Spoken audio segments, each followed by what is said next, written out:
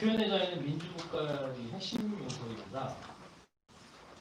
민주사회는 그 공동선의 증진을 위해서 민주적 의사결정과 이성적 토론을 중시합니다. 조선민주주의인민공화국이나 나치, 일본 군국주의가 표현의 자유가 보장되지 않는 이유가 있습니다. 그 사회가 비민주사회, 독재사회, 전체주의, 봉건사회이기 때문입니다. 즉, 표현의 자유가 보장되지 않기 때문입니다. 이렇게 표현의 자유가 상당히 중요한데요. 유독 우리 한국 사회에서 성역처럼 보장받는 영역이 있습니다. 그게 바로 동성간 성행위고, 동성간 성행위와 매우 긴밀한 상관관계를 갖고 있는 에이즈 확산 문제에 있어서는 유독 이 표현의 자유가 보장되고 있지 않는 것 같습니다. 남성간 성행위와 에이즈는 매우 긴밀한 상관관계를 갖고 있습니다. 이유는 남성간 성행위를 하는 분들의 성행위 패턴이 에이즈에 감염될 수밖에 없는 아주 위험한 행동과 요소가 들어있기 때문입니다. 98쪽으로 넘어가겠습니다. 그래서 우리나라 보건복지부와 질병관리청에서는 남성간 성행위를 하는 분들 사이에서 에이즈가 유행을 한다고 아주 공식적으로 입장을 밝히고 있습니다. 행동하는 성소수자 인권연대라는 단체가 있습니다. 이 단체는 국내에서 가장 큰 동성간 성행위 단체입니다.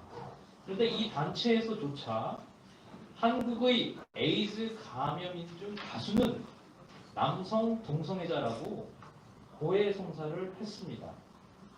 즉 이렇듯 99쪽으로 가겠습니다. 국내 에이즈 정책을 총괄하고 있는 보건복지부와 질병관리청도 국내 에이즈 환자의 다수가 남성 동성애자라고 하고, 국내 최대의 동성애자 단체인 행동하는 성소수자 인권연대에서도 똑같이 국내 에이즈 환자의 다수가 남성 동성애자라고 합니다. 그런데 어찌된 일인지 국가인권위원회와 한국기자협회는 에이즈와 동성애의 상관관계를 밝히지 말라고 합니다. 왜 그렇습니까 도대체? 한쪽에서는 특정 질병이 특정 그룹에 의해서 확산되고 전염되고 이런 폐해가 크다고 하면서 정책을 세워야 된다고 얘기했는데 왜 한쪽에서는 언론 보도를 하지 말라는 것입니까? 이유가 도대체 뭡니까? 일반 단체도 아니고 국가기관, 국가보건을 총책임하는 보건복지부의 공식 문서에서도 이 사실을 밝히고 있는데 왜 국가기관이라는 국가인권위원회와 기자들의 연합단체이고 강력한 영향력을 갖고 있는 한국기자협회는 왜 이 사실을 보도하지 말라고 하는 것입니까? 도대체 이유가 무엇입니까? 99쪽 하단에 있습니다.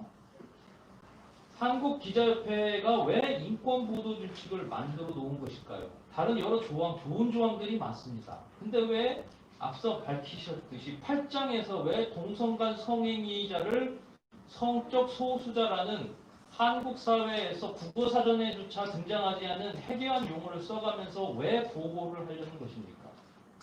그 이유는 다수의 법학자와 법조인의 지적대로 차별금지법처럼 특정 정파가 비판을 차단하고 싶은 표현을 금지시킬 수 있기 때문입니다. 방송과 신문과 인터넷 언론에서 말입니다. 100쪽으로 넘어가겠습니다. 상단에 있습니다. 언론의 자유를 침해하고 싶습니까? 표현의 자유를 침해하고 싶습니까? 그러면 헌법적 원칙에 따라 명백하고 현존하는 해악의 법칙에 맞아떨어져야 됩니다. 즉, 국가 전복행위, 포르노, 아동 포르노를 전국적으로 유포시키자는 정도의 명백하고 현존하는 해악의 원칙에 맞아떨어져야 됩니다. 이 세 가지 원칙에 맞아떨어지지 않으면 여기 계신 모든 분, 특히 국민일보 종교국 기자의 표현의 자유를 절대 침해할 수 없습니다. 이 헌법적 가치를 왜 그런데 인권보도준칙이라는 하위 변명에도 포함되지도 않는 느슨한 MOU 조항으로 규제를 하려는 것입니까?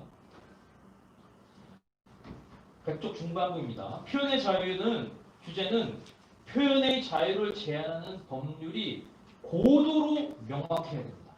아주 구체적이어야 된다는 얘기입니다. 이 얘기가. 그리고 해악이 아주 커야 됩니다. 그리고 현실적인 위험성이 100% 입증된 경우에만 침해할 수 있습니다. 아주 그것도 제한적으로 말입니다. 그런데 국가인권위원회와 한국기자협회는 엉성한 보도준칙이라는 것을 앞세워서 우리 대한민국 기독교인, 언론인들이 누리고 있는, 향유하고 있는 최고의 본질적이고 헌법적인 가치를 죄송합니다만 교만하게 침해하려고 하고 있습니다. 101쪽입니다. 그렇다면 기독교인 언론인 입장에서 한번 말씀드리겠습니다. 헌법이 보장하는 종교의 자유, 그리고 표현의 자유, 제가 누리는 종교의 자유, 표현의 자유는 좀 더 두텁게 보장됩니다. 여러분, 이단에 대한 비판이 왜 그렇게 두텁게 보장되는지 아십니까? 종교의 자유와 표현의 자유가 중첩돼서 훨씬 더 두텁게 보장받습니다. 자, 그러면 동성간 성행위에 대한 비판은 어떻습니까? 종교의 자유와 표현의 자유와 언론의 자유가 중첩돼서 아주 두텁게 보장받는 매우 두텁게 보장되는 표현의 자유라고 할 수 있습니다. 근데 이렇게 두텁게 보장되는 종교 표현의 자유를 갖고 있는데 인류 사회의 지속 가능성에도 도움이 되지 않고 국가적인 보건적인 의료 비용을 막대하게 지출하는 동성간 성행위에 대한 비판을 왜 막으려는 것입니까? 도덕적으로 잘못되고 타락한 것이라는 뉘앙스를 지닌 의견 표현이 그리고 그런 행위가 과연 한국 사회의 공공성과 지속 가능성, 건전한 종교 기능에 위배라도 되는 것입니까? 101쪽 중반부입니다.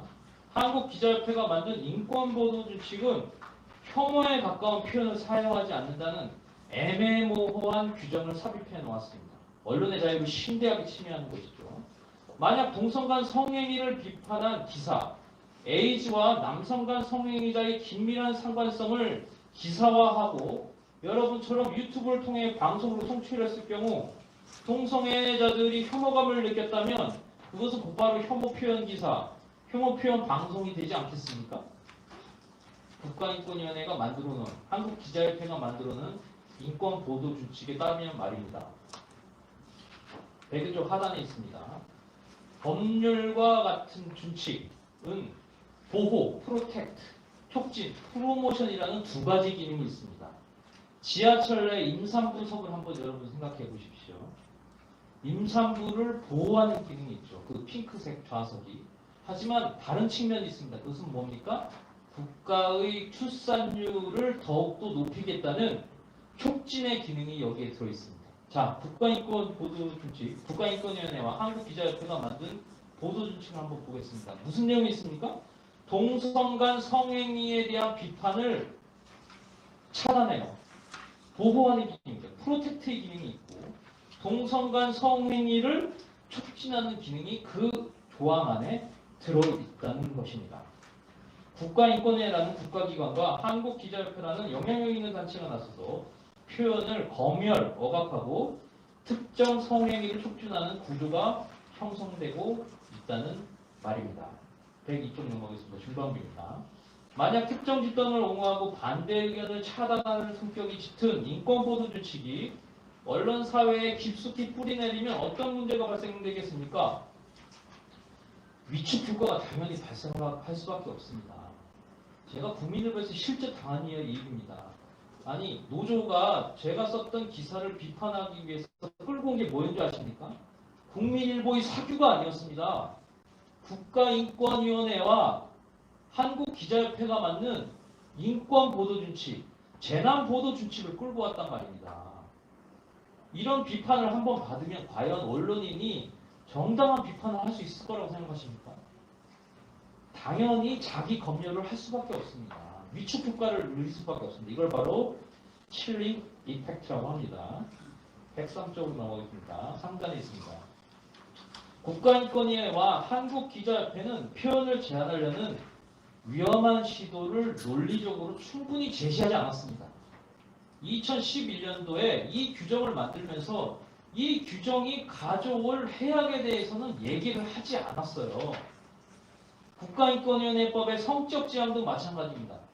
대다수의 국회의원, 대다수의 보좌관들이 성적 지향이 초창기만 해도 성적 갖고 비판하지 말라는 것으로 알고 있었습니다. 여전히 그렇게 알고 계신 분들도 많습니다.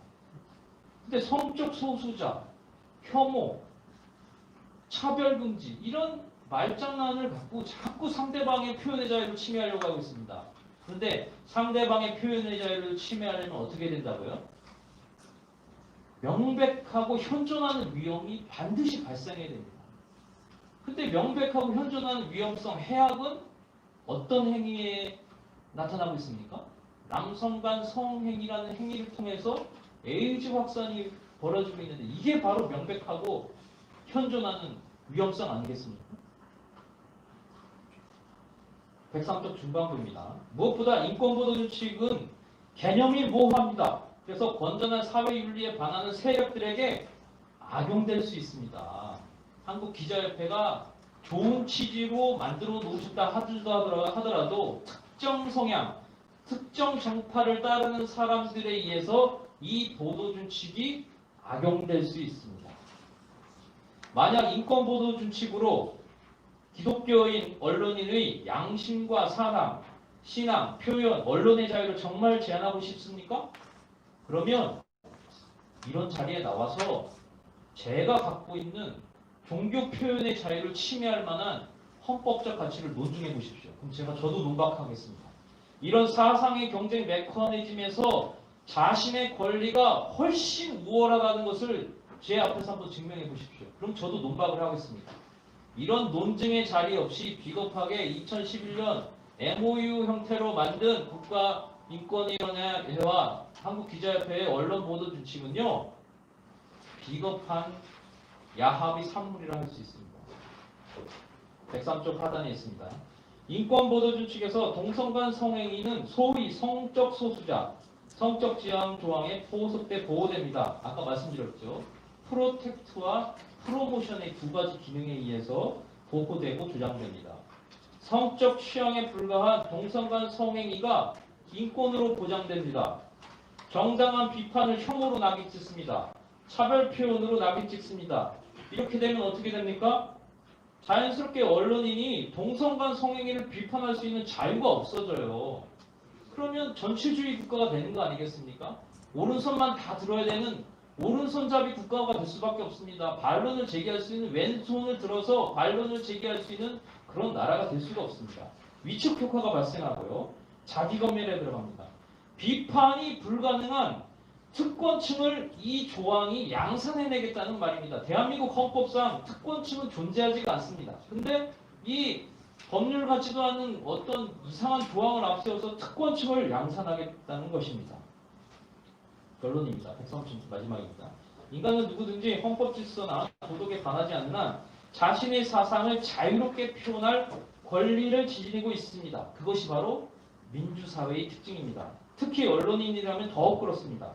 한국기자협회 인권보도준칙은 그 내용이 애매모호합니다. 그리고 명확성마저 결여돼 표현과 언론의 자유, 종교의 자유를 심대하게 침해합니다. 만약 이 규정을 그대로 방치한다면 가장 큰 피해자는 국민, 그 중에서도 언론인, 그리고 다음 세대가 될 것입니다. 하루빨리 인권보도준칙을 개정해야 할 것입니다. 감사합니다. 화평방송 구독, 좋아요 부탁드립니다. 감사합니다.